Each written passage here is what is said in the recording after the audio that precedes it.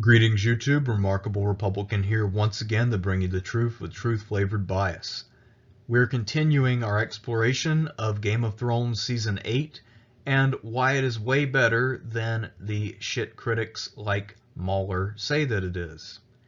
Today we're taking a look at the Battle of King's Landing, the end of the conflict in Game of Thrones where Daenerys finally topples Cersei and brings things to an end. Now, unlike the supposed critical thinkers who say that this was poorly handled and that it doesn't make sense, I will show you in great detail that it in fact was quite logical and is an example of brilliant storytelling. Let us get started. Here are the basic things that I would like to argue in this video. 1. The Battle of King's Landing at the end of Season 8 of Game of Thrones is an impressive display of medieval realism. In fact, this battle shows the best understanding of medieval warfare in both Game of Thrones and in all of fiction so far as I'm aware. And yes, it is more realistic than Kingdom of Heaven in terms of the actual fighting. Minus the dragon, obviously. All of the episode's twists and turns, including the most famous one, are all well established and sensible. Everything that happens makes perfect sense. All of the character choices and decisions make perfect sense. The people who say that these things don't make sense either don't understand war or they weren't paying attention to the story of Game of Thrones and they don't actually know these characters very well. The framing of all of this builds a great deal of tension, and it conveys the general theme of the show, the wrath of the Targaryens who had been unjustly deposed during the time of Robert's Rebellion. This is the culmination of that story. Unless you understand the story as a whole, you won't pick up on that theme, and that's something that many of the shit-tier reviewers seem to have not understood. There's also an element of this which goes beyond medieval realism, and that is that the storming of King's Landing is supposed to be a metaphor for the fall of Berlin in World War II. Cersei is in many ways a Hitler-like figure. By the end of the show, she is effectively an alcoholic, similar to how Hitler was a meth head, and she is being overwhelmed by a polyglot foreign force, led by a scary queen who came from a distant land and has just come from a distant cold land with all kinds of weird people that Cersei and elitists would regard as mongrels. I won't elaborate upon this any further. For those of you who are familiar with World War II, you already know exactly what I'm talking about. However, let's get back to the other four things and talk about them in greater detail. As with the Battle of Winterfell, which was the most epic battle in all of fiction, the Battle of King's Landing, the most realistic medieval battle, starts out with a perfectly plausible and dramatic framing. The victorious alliance at Winterfell had held off the dead, but they had suffered heavy losses in the process. This is something that people both express in words and show by their facial expressions and body language. We understand that the army that they'll be able to bring to King's Landing is not the same army that they had had just a few days before. During this time, there are other problems that occur. The secret of Jon's heritage gets out, and that causes issues. Lord Varys begins to stir up trouble in camp, trying to convince Jon to engage in a coup against his queen.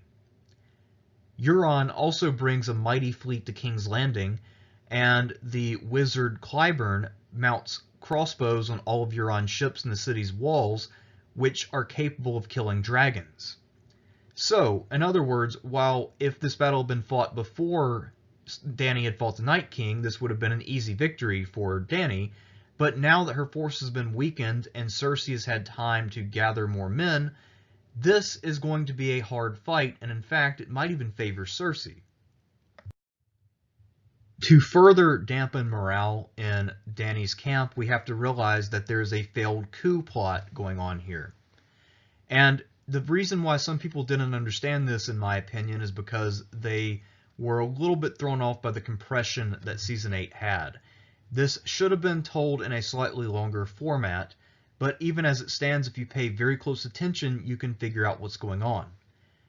The character of Varys, despite what some people try to claim, he was always disloyal. This is someone who constantly switched sides and constantly betrayed all of his fellow advisors and later on his rightful monarchs.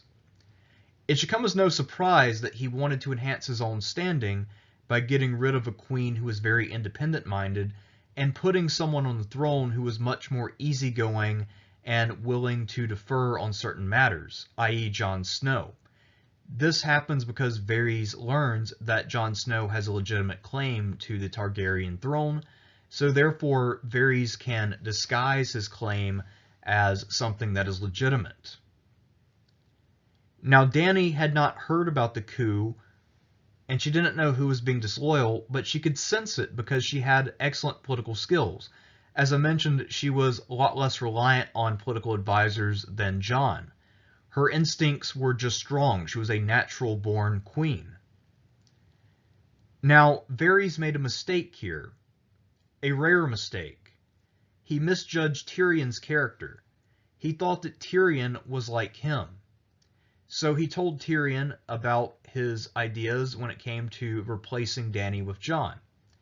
However, he ended up paying for it with his life when Tyrion then told Dany about his betrayal. Varys is then executed, and what this does is it shows exactly how worn down everyone is. They now begin to have concerns about Dany that they hadn't entertained before, and it's all because of Varys spreading rumors and myths, and then because of Dany's behavior in not eating lest she be poisoned. So, this is all building up to both Dany's eventual murder and also a battle that will be very hard fought and is by no means guaranteed to end in a victory for Dany and Jon. One thing that the showrunners do brilliantly, both through the dialogue and through the various things that they show on screen, is to show that both sides didn't have a clear path to victory. Dany could potentially storm King's Landing, but there was a solid chance of defeat or suffering enough losses that her military power would be broken and she wouldn't be able to govern effectively. So either she would lose and then be effectively a queen without an army, in which case Cersei could counterattack and win everything, or she would win, but the cost would be so high that she would be broken forever, and all of her future campaigns would have to be cancelled.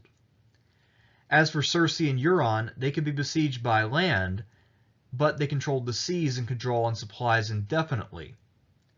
However, their land army was not as elite as Dany's. They didn't have any Dothraki or anything like that, so they had no way to fight them in an open battle. So they were forced to stay on the defensive. Not to mention that it wasn't very good sailing weather because it's winter and sailboats don't do well when the wind is high. The other thing about a siege is that sieges are tough on everyone involved, and this could cause potential mutinies on either side, whether among the people of King's Landing who had no great love for Cersei, or in Dany's camp where there is already growing discontent and where everyone is exhausted after having just defeated the Night King and then made a forced march all the way down south. The second most brilliant scene of everything involved with the Battle of King's Landing, which is, in my opinion, one of the most brilliant sequences in the entire show, is just how well performed this parlay was. The parlay of queens between Dany and Cersei is something that is highly realistic and in line with the way that medieval warfare was actually conducted. Now, both of these queens are headstrong and driven by their feminine emotions, and both of them are bloody-minded. Neither would be willing to yield to the other, and both of them have the ambition to become the queen of all 7 kingdoms. So the parlay is nothing more than a pretense. Neither of them have any intention of surrendering to the other. Yet this is something that was done as a matter of ritual, where more rational actors, i.e. men, would sometimes see the writing on the wall and surrender if they couldn't win to avoid wasting the lives of the men under them. However, because women never actually experience combat, they don't have that sensibility and therefore are willing to send men to their deaths by the droves. At any rate, what ends up happening is that Dany sends her most trusted advisor, Melisandre, to meet with Cersei. Melisandre is a linguist and someone who knows what Dany thinks, so not only can she communicate well with Cersei, but she also is an astute observer of human nature, so she can get a good feel for how Cersei is thinking, how confident Cersei is or isn't, and also exactly how advanced Cersei's alcoholism might be. For instance, say if Cersei's liver were about to give out on her, then Melisandre could report back to Dany that all they needed to do was wait a couple weeks and then they'd win because Cersei would keel over dead. But that's not what ended up happening. Cersei decides to really convert this parlay and the expectations that everyone has for it, and that she converts those expectations by executing Melisandre under the flag of truce. And what this does is that it undermines Dany's normal approach of using mercy, or at least the pretense of mercy. Cersei was being smart because she knew that her opponent was younger and more hot-blooded than she was, and she knew also that as a woman she would lash out if she was provoked, so she knew that a younger woman would be even more inclined to do that, having more hormones and whatnot. So Cersei killed her best friend and knew that this would lead Dany to try to assault the city head-on, which was the worst thing Dany could do. Because, again, for Dany, the calculation is that if she assaults the city and fails, she's fucked, and that gives Cersei her best path to ultimate victory. So Cersei played her hand exactly right. So, Cersei acted completely according to her character. She's someone who has a kind of basic bitch cunning. She knows that all you have to do is provoke someone into an attack, and she used a direct provocation to do that. However, she underestimated Daenerys. Now, while Daenerys did fly into a rage, she flew into a very rational rage that was in line with her Targaryen heritage. And therefore, she decided to use her dragon to clear the path for her men. What she ended up doing, in other words, was living up to her Targaryen heritage and meeting the theme of Targaryen revenge and wrath. So after she had lost one dragon to Euron's ships earlier, Dany decided that the only way that she could ensure that she kept her remaining dragon Trojan in operation is to direct him herself and to launch a surprise attack by herself that will catch the enemy off guard and allow her to deal some major damage before they can respond. She set out alone on the dragon Trojan, and she managed to dodge all of Euron's crossbows and then set his entire fleet ablaze. So now Cersei has no way to resupply herself by sea. That by itself might be enough of a game changer, but Dany is bent on ultimate victory. So now she immediately moves on the city itself, and rather than flying high where Qyburne's crossbows can hit her easily, she instead flies at about the level of the walls and flies along the circuit and burns all the crossbows down. This means that all of the defenses that Qyburne had developed for all of the weeks and months that Dany had spent up north fighting for the good of humanity, all of the things that Qyburne had done for Cersei were now finished. And now it would just be a battle of men versus men once Dany's men broke into the city walls. And the only advantage that the Lannister men had was that they had better armor for the most part, and they also had the defensive advantage. But Dany's men were a lot more motivated and experienced. So all Dany has to do is use her dragon fire from Trojan to knock down the city walls, and then her men are on the march. So what this also illustrates, however, is exactly why the Targaryens were the rightful rulers of Westeros. The only way to avoid the mutually assured destruction that I talked about earlier, where Dany might win but she would lose all of her power in the process, is by the magic of dragons. The dragon is something that she had that no one else had. And if these damn crossbows were so effective, then why did no one use them to stop the dragons in the past? Yeah, exactly. Because they're not actually that effective unless you don't know how to counter them. All you have to do is fly low, because crossbows tend to fly upwards. So Dany figured that out after losing a dragon, and now she was able to completely dismantle Cersei's defense in just a few minutes. And now for what is, in my opinion, the most realistic and most impressive part of the Battle of King's Landing, the sack of the city. Once Dany and Trojan opened up the city to her armies, it was a complete and total rout, and Dany with her dragon would go on to deliver close air support. The Lannister armies were demoralized as their defensive precaution with the crossbows was destroyed, their fleet was gone, and now they would have to face better men in hand-to-hand fighting, and oh yeah, there's a dragon roaming around, occasionally burning them to a crisp. So this was going to be a massacre, as it should be, and that's exactly what happened.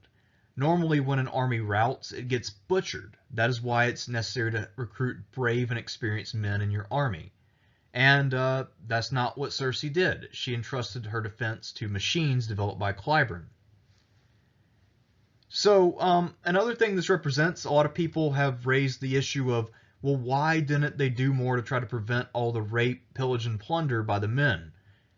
If you ever read about any real medieval battles, the fact of the matter is that men's blood runs high, and they really do become rape machines, as Mahler phrased it, because they have a lot of built-up tension, and they absolutely have come to hate the people who live on the other side of the wall, and they're therefore willing to do anything to them.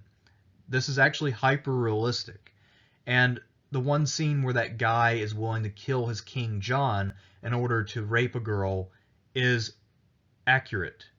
This is something that a real king would face in terms of danger if he actually tried to prevent his men from doing what they wanted after they had been following orders and discipline for months and months and months and had no real outlet. Let's turn to a favorite trope of Field Marshal Rags and the other Game of Thrones haters. And that is that Dany had a sudden flip in her character that makes no sense, ruins her whole character arc, and basically fucks up the whole show. These are people who were not paying attention. They probably also didn't pay much attention in English class. Now, aside from the compression of Season 8, if you view this carefully and use your brain, you see that this makes perfect sense. And also, Dany didn't flip as much as you think. We have to see this from Dany's eyes. Dany liberated Essos from slavery. And then she literally saved the world from the Night King. And her reward for doing so is betrayal from within, Varys, and from without, Cersei, who didn't show up to help humanity, and now might have a 50-50 chance of winning the throne in the end, even after being a piece of shit the entire show, and then not helping at all when humanity needed her the most. Not only that, but she also knows that in order to really establish her authority over people like Cersei and the people in her own camp who are clearly willing to betray her, she needs to show strength. The Targaryens ruled through a combination of competence, but also fear. A little bit of fear can go a long way. Dany didn't have any great plans for a final solution or any bullshit like that. She just knew that she needed to show some resolve in order to make sure that no one else would get the bright idea of betraying her to put Jon or someone else on the throne. So, therefore, she decided to burn a few people. And it was not random or completely flippant the way that she burned the city. These were logical decisions to establish her authority, and while people like Field Marshal Rags like to claim that she was just killing random civilians, the truth is, for the most part, Dany was killing enemy soldiers, and she was not endangering her men, but rather helping them along. Every time the Lannister army would begin to mount some resistance, a futile effort, but one that could result in casualties for Dany's men nonetheless, Dany would set those men on fire. So she was helping her men. And yeah, there were some civilians in the way, but that's called collateral damage. That's not her fault, and it's not her problem. There is also the supposed Bell mystery, and I admit I am kind of curious about this. So I thought about it, and I finally figured it out. Now, according to the less adept reviewers of Season 8 of Game of Thrones, the bell must have been rung by Tyrion, Jaime, or some other main character, because they talked about ringing the bell, and apparently it would occur to literally no one else to do this. But we know by watching the show that neither Tyrion nor Jaime got anywhere near the bell tower. We also don't see any major character get to that location. So the bells had to be rung by someone else. And clearly that had to be the attendant of the bell tower whose job it was to ring the bell. Now normally, a person like that would not be allowed to do something important like signaling the whole city without the approval of a lord or lady, perhaps even Queen Cersei herself. But in this case, the outcome of the battle could not be clearer. Any idiot on the Lannister side knew that it was over. And this person is probably some older person who, while they're not a lord or lady, they have seen a few things and they know when they're fucked. So this person, on their own accord, decided to ring the bell. Very simple. So yeah, this is a slight violation of norms, but we're talking about an ongoing massacre of a city. So yeah, a little bit of red tape will be stepped through. It was just a random person who decided that they didn't want to die. There is no bell mystery. I've already made this point in sufficient detail, but I'm going to revisit it because a lot of people who don't understand medieval realism, or frankly realism when it comes to war, don't seem to understand this point, so we're going to have to make it one more time. There was a lot of rape, pillage, and plunder during the Battle of King's Landing because it is a highly realistic battle, at least once you get past the dragon Trojan laying waste. Victorious soldiers after long campaigns and sieges are typically hungry, tired, and they have come to hate the enemy with all of their might due to all the suffering they've endured up to that point. If you sit in a camp for months, you get shot at, some of your friends get killed, you might get wounded, you get sick because of being in that camp, you go hungry, etc., you're going to hate the people who are responsible for putting you in that situation, especially if you gave them a chance to surrender and they said no. So you're going to lash out. Dany could not and did not restrain her men. She let them do their thing. Dany, unlike Jon, understood human nature really well. She also knew that by letting her men do what they needed to, it would restore their morale, and it would enable her to use them in future campaigns. Her goal in lowering the walls of the city and letting her men pour in, and then providing fire support, was not only to instill terror just a little bit, but also to save lives on their own side. So, this was something that was rational on her part, but irrational on Jon's part. Jon was not being heroic when he was trying to prevent this action, but rather stupid. He nearly died for one pointless rape prevention. Let's say he had prevented this one soldier and gotten through this guy and reminded him of his mother's teachings. Well, do you think Jon is going to be able to stop every single person in the army, especially when he's only the king of the north, from doing this? What's the point of preventing one guy from getting his rocks off when there are going to be thousands of guys doing the same thing? Jon nearly died for literally nothing. Dany also knew that there was a better fate for Cersei than burning her alive in the tower. A lot of the critics say, why didn't she go directly to the Red Keep and kill Cersei, and then not kill all these civilians? Well, as I pointed out, she wasn't randomly killing civilians. And two, Dany was adept, and she knew what Cersei's worst fear would be, and that would be dying at the hands of the mob. Cersei hated the people of the city, and she also hated commoners. So if some of the commoners took refuge in the Red Keep, found her and killed her, that would be poetic justice. Or if some random, hairy, dirty, smelly Dothraki broke into the keep and then raped and killed Cersei, that would also be poetic, because it would be something that was in line with Cersei's worst nightmares. Now, again, to make the point once more, this whole idea that Daenerys committed deliberate destruction of civilians or some kind of genocide is pure fake news. Watch the footage carefully. And she's in the fucking air, going fast above crowded, narrow streets. It's hard to see who's getting burned and who had a clear path for her men. The main thing she was doing is making sure that her men weren't taking casualties from organized Lannister resistance, and she was spraying just enough to keep the Lannisters on the retreat, and also by burning down buildings, what she was doing is making sure that her army could advance on a broad front and not get clogged up in alleys where the Lannisters could make a stand and potentially let Cersei escape. So this is all very rational, and it is militarily sound. Anyone who doesn't understand that, and also doesn't understand how men behave after they've been engaged in a siege, is not someone who is moral or smart or a great writer. That's someone who's a fucking moron. Now, let's talk about Cersei's conduct during this battle. There are a lot of critics of the show who say that Cersei acted out of character during both the parlay and the battle. They apparently don't realize that Cersei often acts with no subtlety. She is similar to Tywin in a sense, although Tywin was much better at keeping his rage in check and using subtlety and manipulating others. Tywin was something of, I think I called him in the past, the apex homosexual of the Game of Thrones universe. He was passive-aggressive. Cersei was more just aggressive-aggressive.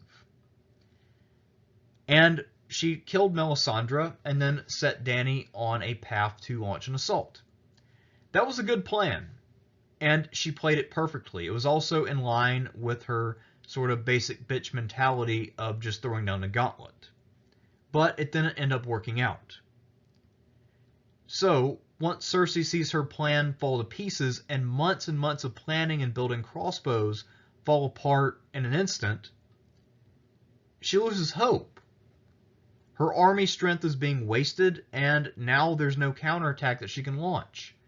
Her army is facing superior men in close quarters, and she now has to deal with Dany's dragon, which is flying around, might come for her, might just go after her men. She just watches this dragon Trojan flying around burning stuff, and she loses hope.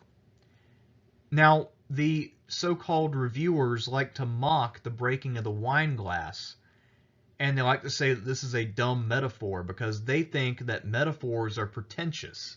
Apparently, they don't understand that metaphors are what make things like the Bible brilliant literature.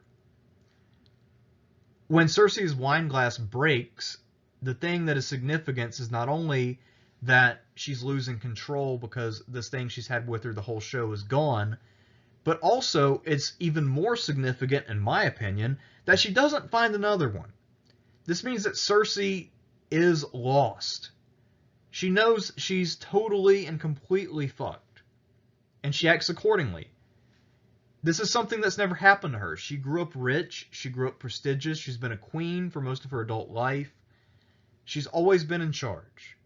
And now she has no power and no plan. There's no one who can help her. It's simply over.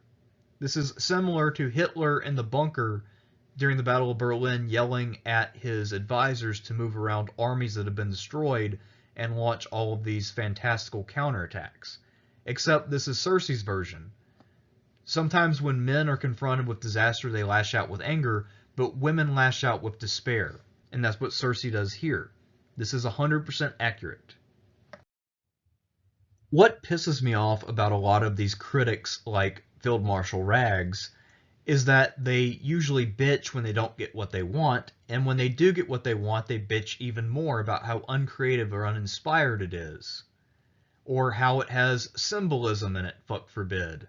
Well, the Cleganebowl is something that fans have been talking about since the very outset of the show, And it finally happened, and it was epic. Yet there are critics who are upset. They don't think it was good enough. Well, those people are wrong. What happens is the Hound cuts down Cersei's guards, and then the Mountain crushes Qyburne's skull. There's a lot of significance to this. We have to reestablish that the Hound is a raging badass. He was somewhat sullied earlier in the show when Brienne kicked his ass. So we have to reestablish that even King's guards are no match for this guy, and that he is a beast. And then with the Mountain, we haven't seen him really do much lately. We know that he can crush skulls like what he did to the guy from the south earlier in the show, but we haven't seen him do all that much in his zombified form. So what he does is he takes Qyburne and crushes his skull to show that he is still the man, even if he is no longer fully alive. As for the elimination of Qyburne, this is someone who is effectively a Nazi scientist if, Cersei is Hitler. And he also is basically a beta male in an era of alpha males. This is an age of men like the Hound, men who live by the sword, men like Bran, men like Jon Snow to a certain extent, at least when he's not trying to do dumb shit. And Qyburne is someone who should never have been this influential. He should have been like Samwell Tarly, doing laundry and reading books rather than trying to give real advice to real men. And he got his just desserts at long last for overstepping his bounds and working for an evil queen and trying to issue orders to people who are better men, frankly. So that is thematically important.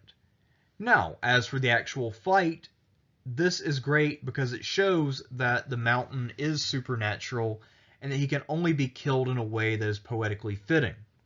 And the only way that the Hound can do that is to overcome his greatest fear by jumping off of a cliff into fire. What this does is it also shows the Hound's fall from grace, but also the completion of his character arc. Remember, he could have walked away after saving humanity at Winterfell. He doesn't.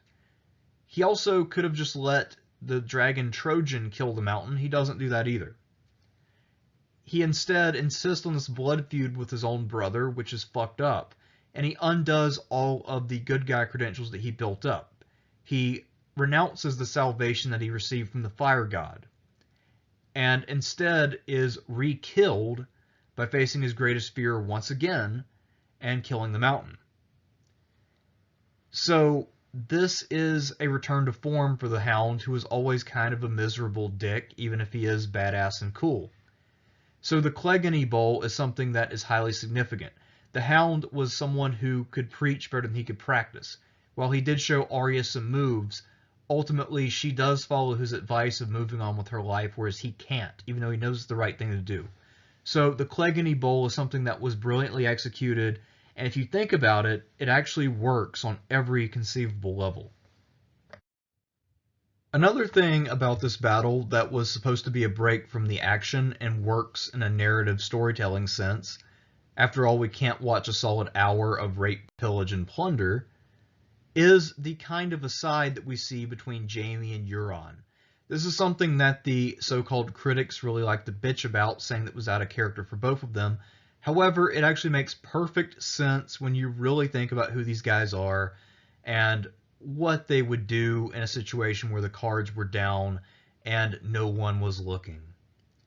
Now, Jaime had made some progress throughout the show in terms of moving away from incest, and he had also tried to move beyond his family life.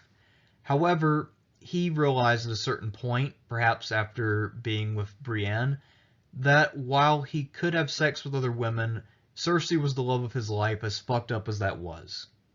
He had a mission to save his sister, and he knew that mission was hopeless, but he was going to do it anyway. He knew at the end of the day that he was always Jaime Lannister, and perhaps he thought that because he had played a role in saving the world, that kind of gave him permission to maybe do something that was a little less noble in boinking his sister. At any rate, he returned to form, and he knew that what he had to do. He also most likely hated Euron because Euron had stepped in and he had been having sex with his sister. Now, normally guys wouldn't want to kill somebody for having sex with their sister, but we have to remember Jaime is a little sick in the head in that way, even if he's actually a fairly normal guy outside of the incest. As for Euron, Euron is a nihilist. He also is someone who's already lost everything, but wants one last achievement. He knows that there's no escape right now, and that Dany will definitely want his head. The surviving Greyjoys will want his head, especially Yara. Jon Snow will want his head. He was friends with Theon. In other words, he's probably fucked. He might as well do something. Their complaint is that Euron shouldn't waste his time killing Jaime because Jaime's now crippled. There are a couple problems with that. Jaime is still famous. He's the Kingslayer. And he's also a romantic rival. What if Euron and Cersei both escape? In battle, nothing is ever certain. But if all three of them were to escape, then there's a good chance that Cersei too will revert to form and prefer having sex with her brother over Euron. Euron wants to continue being with Cersei, so there is plenty of romantic incentive for him to murder Jaime. And because Jaime is still famous, he's still a prestigious kill. In the future, when people are singing about the deeds of Euron, they won't remember, yeah, Jaime kind of sucked at this point, he was past his prime. They'll remember he was the Kingslayer and he was one of the best swordsmen of his day. And then Euron, the badass, killed him. That's what people will remember. Euron was aware of that, and Field Marshal Rags was not. Another thing to keep in mind is that while Jaime was not back to 100%, he had been one-handed for a few years at this point, and he had been practicing. The guy was a natural athlete and swordsman, and he clearly did survive the Battle of Winterfell, and he was able to hold his own. So he was not a scrub anymore. He was not the guy who was going to Bran like, man, I suck now. He was respectable again. Also, Jaime was a lot fresher than Euron. Euron had just had a long swim. So this was a fair fight, or at least fair enough. And both of them had plenty of legitimate motive for wanting to be a part of it.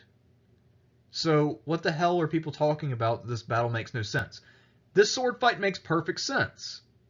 There's nothing illogical about it, if you understand Jaime and Euron. Now, as for the love and relationship and behavior of Jaime and Cersei, I've already explained this some, but I'll revisit it since I know that many followers of the popular critics are slow in the head. Jaime survived fighting the dead. At first, he thought he had to move on with what little remained of his life, and that wasn't hard to do since he didn't think there was going to be much of that life. Brienne is not attractive. But you can bang an unattractive but a respectable chick if you don't think that anyone will notice, or if you think that you're not going to have to do it for very long. If you think you're going to die soon, you might as well do it. Fuck it. But now he's alive and well, and he's going to live 30 or 40 more years. So he's got to think to himself, do I want to be with some woman who is basically a dude who has a vagina, or do I want to be with my one true love, Cersei?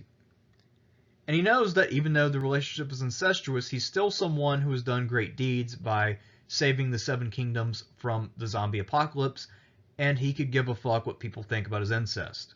So he wants to go back and be with Cersei, and that's what he's going to do. He has a pipe dream of living happily ever after, and he'll pursue it. He doesn't care what the consequences are. He's already faced death so many times, and he's resigned himself to the fact that he might very well die. That's fair enough in his mind. There's also the possibility that Brienne's manliness had allowed Jaime to experience his bisexual side and get that out of his system once and for all. We see that there was some sexual tension on Jaime's part toward Bran in earlier episodes when they're training with swords. He clearly was attracted to Bran. I think that's expressed through his body language. And he was able to get that out of his system by dealing with Brienne. But Jaime is much more straight than gay, so this is something that got out of his system, and now he wanted to go back to being the Kingslayer of old, and also the Sister Slayer in the more metaphorical sense. Now, the two of them being together is fucking disgusting, but they do have undeniable chemistry. These two people clearly do love each other, and they clearly share a strong attraction and bond. Again, fucked up, but it is what it is. There's a thematic ending here, and I know that the critics hate themes, apparently, but here it is. The struggle for the throne ultimately began because Jaime tried to kill Bran in order to keep the secret of his and Cersei's love secret and alive, and it all ended because of their love. Now, Cersei would have died anyway, but Jaime could have kept on going and possibly become the head of House Lannister. Yet they both die in the Red Keep, the place where the throne is located, because this is the end of the main story. The whole Game of Thrones occurs because of the incestuous relationship between these two people, and their close is fitting. They have to die together in love and because of their love. And then, of course, Bran becoming king ties a neat bow on this package, which is already neatly wrapped. As for the epilogue, which is everything that happens after the Battle of King's Landing proper, everything ties together pretty well. The epilogue is not as strong as the Battle of King's Landing or the Battle of Winterfell, but once again, Season 8 was compressed due to a lack of funds by HBO. So what we see is that the epilogue goes all the way to the death of Dany and then to the final segments where to decide who the king is and talk about everyone's after story, blah, blah, blah. The epilogue works because it shows how well the two central events were done and how satisfying of an ending they set up. All the characters who couldn't have a good afterlife, i.e. Jaime, were killed off. And the only characters who survived are people who could live without war and turmoil. People who had something left to live for. Jon had a combination of disgust at the realities of war and his ambition for the throne, then led him to murder Dany. Dany being a realist who could have held on to the throne, but wasn't allowed to, ultimately because the treachery of Varys led her to kill him, and then led everyone to misinterpret and misunderstand her actions. So Jon became a dupe of Varys' plot, although Varys wasn't around to benefit from it. Some mastermind that bald eunuch was. As for the accession of Bran that everyone bitches about, they clearly don't understand the story of the show at all. As I mentioned before, Bran was the one who discovered the incest, and him almost getting killed is what started the entire sequence of events that is Game of Thrones. It makes sense that he should then end up on the throne. That is thematically fitting. And I know that people like Rags and Wolf and Mauler who don't understand storytelling don't get that, but it all fits together. Also, we have to consider who was actually wise enough to rule the Seven Kingdoms the way that everyone wanted. All these guys agreed that the Targaryen method was too harsh. They were wrong about that, but they all agreed, and then they murdered the one person capable of actually ruling competently. Who do you go to then? We can't go to Jon. He killed the previous king, or queen, and he's weak. Tyrion's a dwarf. Sansa wants to stay in the north. Arya is a murderer. Edmure is weak. The bastard son of Robert Baratheon is illiterate. Bronn is more of a fighter than a ruler. Who are you going to go to? It's got to be Bran. Bran's well educated. He's a nobleman. He also has supernatural wisdom, and he has no enemies. No one hates Bran. Bran rarely talks to anybody else. He hasn't made any enemies. He can see the future. He can see the past. He's a guy who can rule with a velvet glove because he can anticipate what everyone else is thinking. He doesn't have to rely on fear. And because he's someone who won't be able to reproduce after his fall, he also won't set up some sort of Stark dynasty in the south. And since his sisters are taking the north and separating it, he also will be someone who doesn't have an established power base. So he'll be a relatively weak ruler vis-a-vis the lords in the south. So that's something that they can all agree on. It all makes sense. Bran is to the throne what the dragon Trojan was to the last battle. Without Trojan, you can't allow Dany to win in a decisive fashion. And without Bran, there's no one to hold the throne who would be acceptable to everyone. It all makes sense, it all fits together. The only people who don't see this are complete morons. If you know someone like that, refer them to this video and let them get educated on the subject. I'm Remarkable Republican, bringing you the truth with a true flavored bias, signing out.